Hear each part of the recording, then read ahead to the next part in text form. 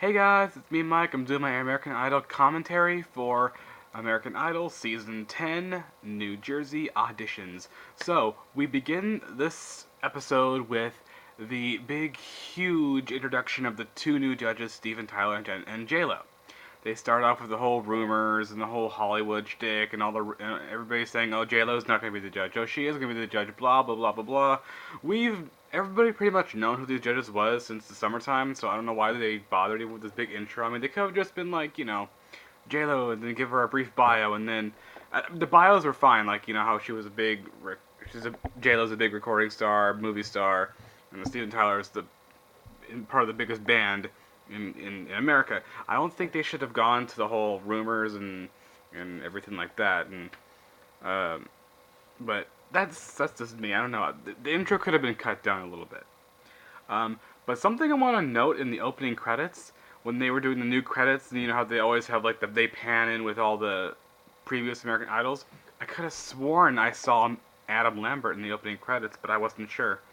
But I thought maybe they're including the runner-ups in the opening credits, or they're showing them on those little panels they have on there now. I could have sworn I saw Adam Lambert on there too, because some faces I couldn't even recognize. But I don't know. Maybe it was just me. But yeah, I totally saw. I thought I saw Adam Lambert in the credits. Maybe I'm just exaggerating. I don't know. I keep looking this way, because my notes are over here. So I took notes while I was watching it. Um, Basically, Steven Tyler said he's looking for a new Janis Joplin, which to me was kind of disconcerting considering the fact that Crystal Bowersox was compared to Janis Joplin, and I'm totally infatuated with Crystal Bowersox's singing. Farmer's Daughter was a really awesome. It's a really awesome song. So I think a Janis Joplin has already been found, but that's just me. That's my opinion on I mean, you may have your opinion on it. Steven Tyler obviously has his opinion on it, so I don't know.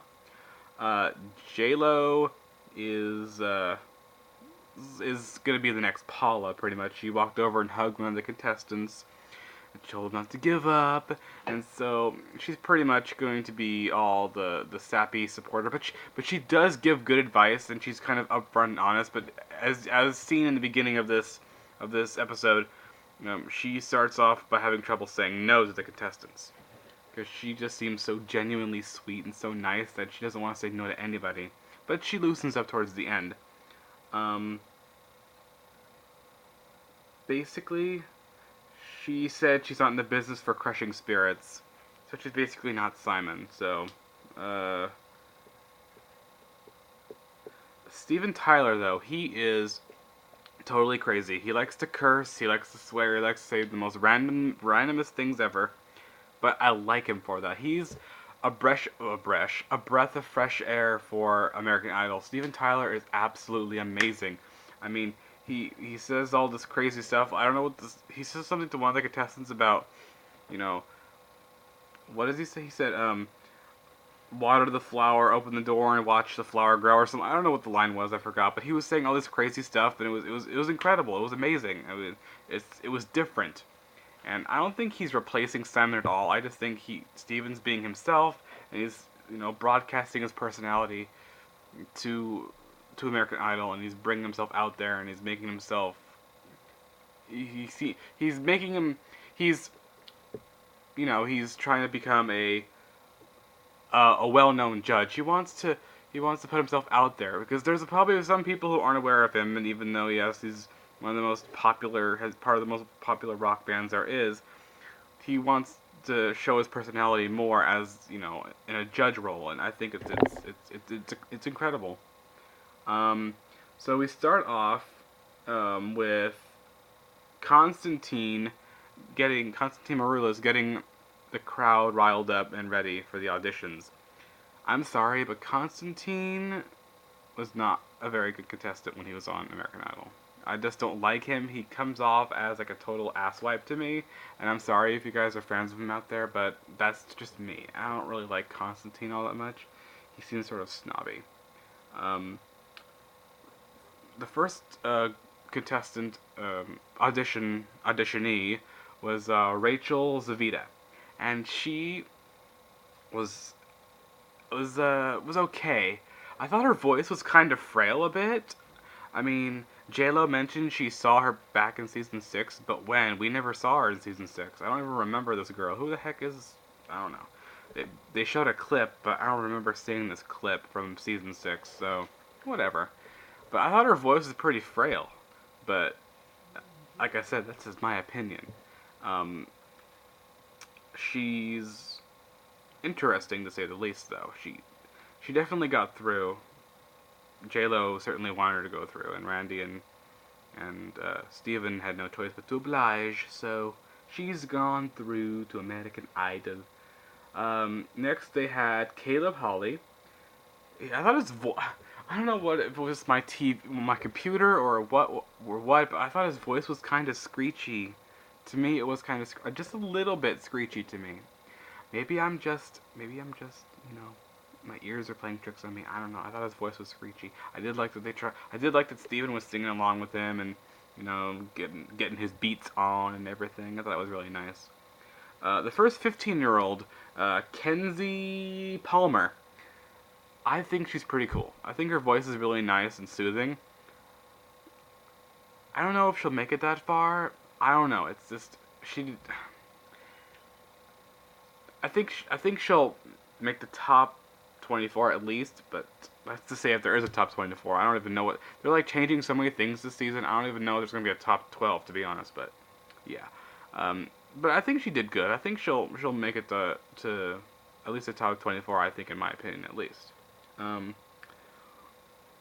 Randy needs to stop calling girls dude because he keeps doing that.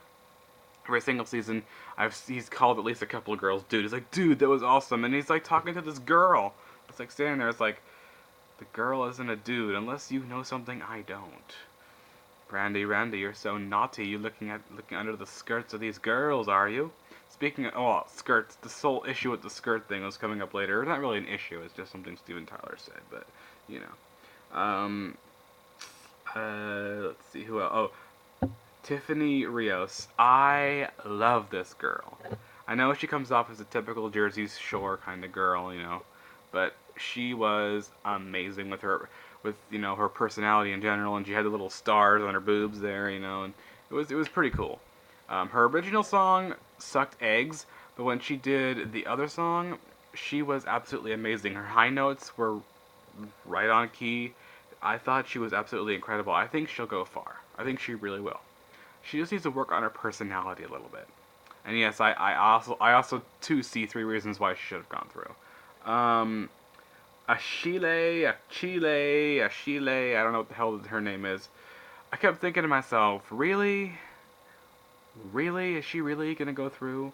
And they showed the entire reel of horrible auditions, and of course, blah blah blah, they all sucked eggs, and yeah.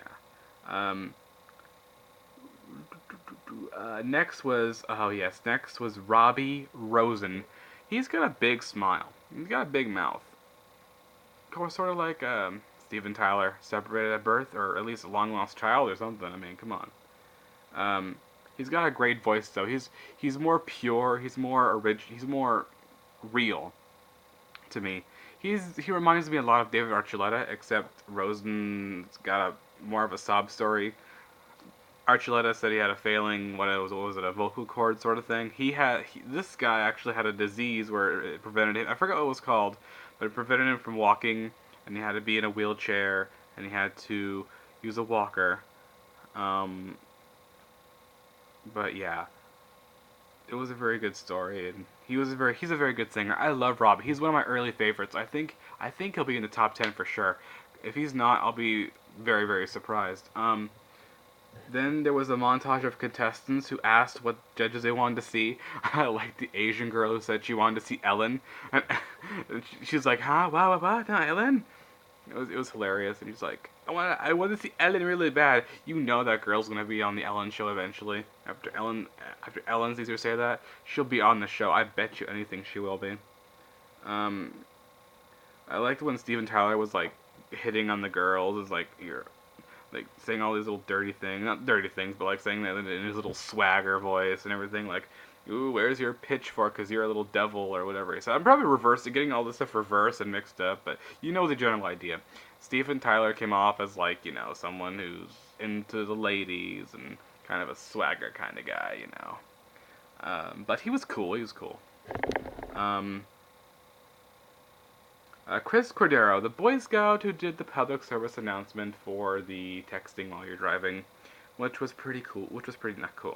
Why did I say cool for? It wasn't cool. It was pretty awkward and pretty weird. But his voice sounds like this, and that's me singing, and I ain't gonna sing for shit. So it was just terrible. Just go back to the Boy Scouts and take your hairy legs with you, because trust me, when they panned to show his outfit, he's got some hairy friggin' legs, and I thought my legs were hairy.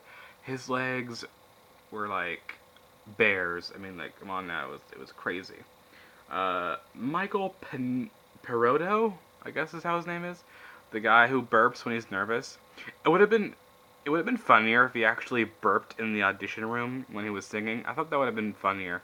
I mean, what's the point of telling us he burps when he's nervous if he's not going to burp in front of the judges? He should have done that at least. That would have been funny. But he sang Proud Mary. It was more like Proud Kermit the Frog. That's how it sounded to me. He was like all over the place with this singing. He sounded like Kermit the Frog. And it was just... I don't know, I was like, what's the point of some people actually showing up to these auditions? I just don't understand why people do this. I mean, I don't know. I did like the fact that Steven asked him if he ate paint chips. I was like, nice one. I love sarcasm. Ashley Sullivan, is there something wrong with her pants? Because she had this little tuft of jeans, like part in front of her pants. It was weird. I don't know if anybody else noticed this, but something was wrong with her pants. She should have that looked at. She's kind of crazy and awkward. She's like all over the place. I think she's hooked up on drugs. She said Britney Spears was her idol, was her like mentor or whatever. I think she might have gotten Britney Spears confused with Lindsay Lohan, because they're just both equally as crazy. That's how I felt about this girl. She got through and she freaking begged and everything. If it was me, I would have been like, sister, please, you are not getting in to Hollywood Week when you're begging like that. No. She had a decent voice, but it was more suited for Broadway, not for an American Idol stage. But who knows? Maybe it'll work for American Idol. Maybe there'll be people out there who like it. Hopefully, I don't know. I don't like it, but she got through. Maybe she won't last past Hollywood Week. I don't know.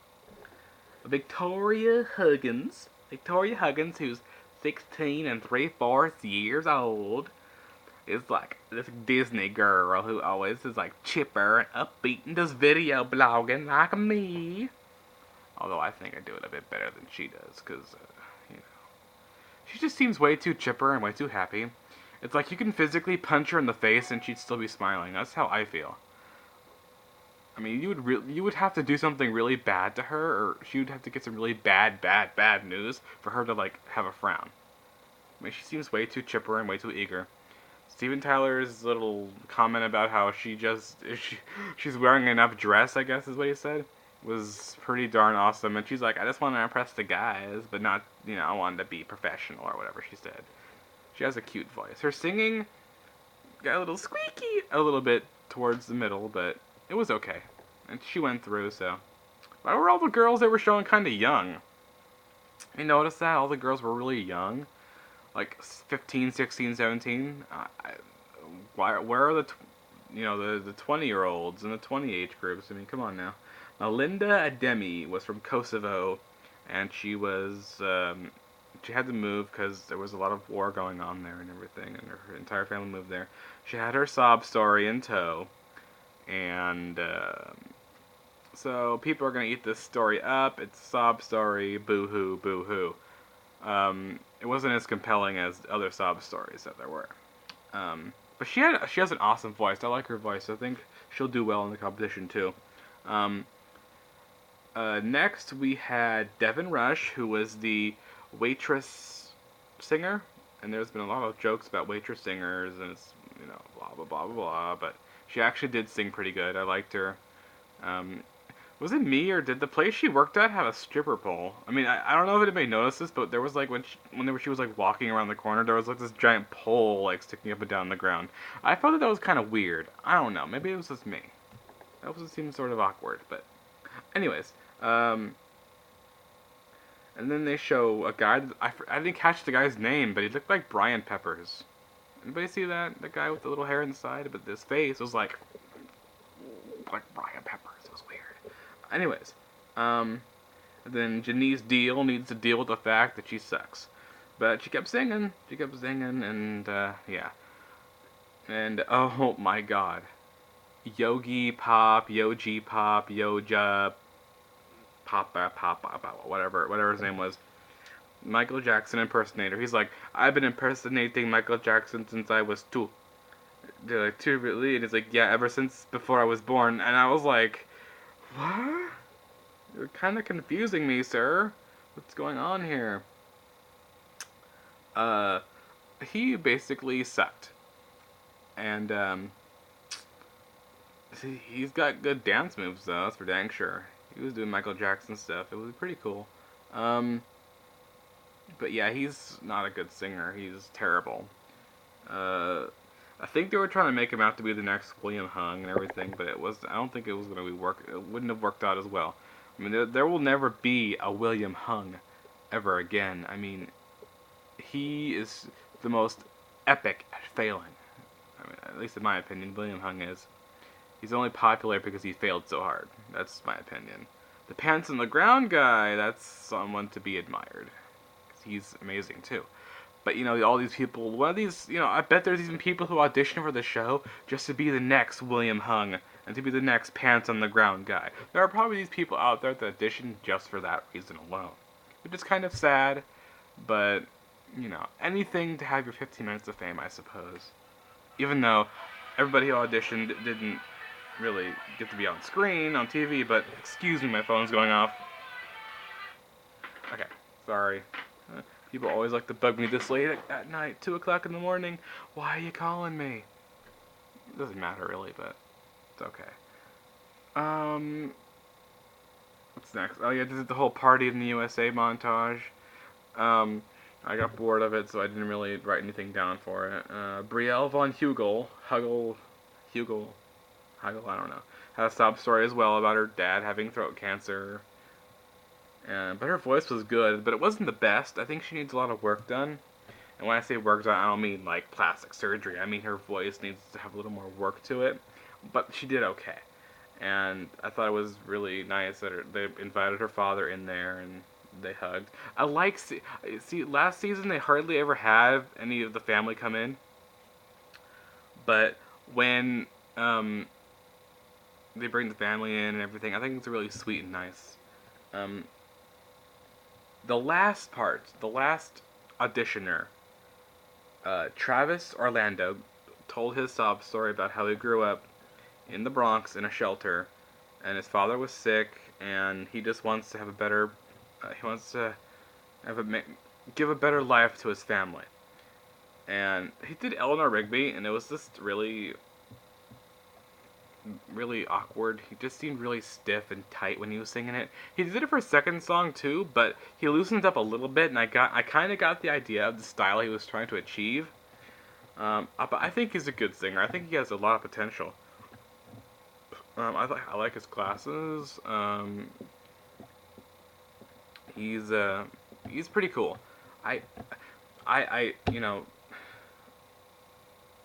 His voice is not that strong, but I feel as though with time, his voice could be something special, and he'll blossom out to be a really good performer. He reminded me of Bruno Mars. I don't know why. He just did. Maybe it was just the look. I don't know. So overall, the very first audition episode was, I think, a huge success. The new judges, Steven Tyler and J-Lo, I think they're going to be perfect auditions for the show. I don't think the ratings are going to suffer. I think they'll be just fine. I think American Idol is just fine. I don't know about all these new changes they're going to try and implement all in one season.